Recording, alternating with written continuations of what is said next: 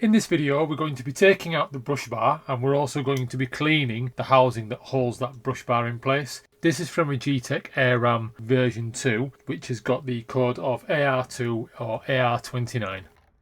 And what we're trying to achieve is not only to clean the brush bar, but to get behind the brush bar and get rid of all this gunk, because without that brush bar coming out we can't access this.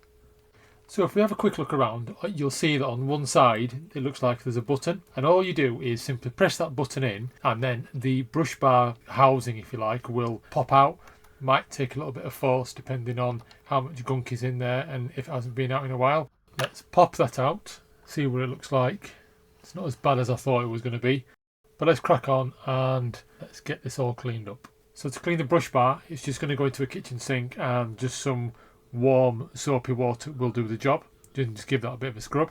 So this is the same brush bar after it's been cleaned, and you can see it looks a whole lot better. And mine had all this gunk on the other side, so that was all unwrapped as well. This was the state of the inside of the housing. As you can see, it's an absolute mess, so we're going to give that a good clean. I just used a sponge scourer and some warm soapy water for this as well. And again, I'll show you some after pictures to kind of compare the two, just so that you can say that I've done a great job on this. So it looks really clean, and then it's just putting everything back together again then.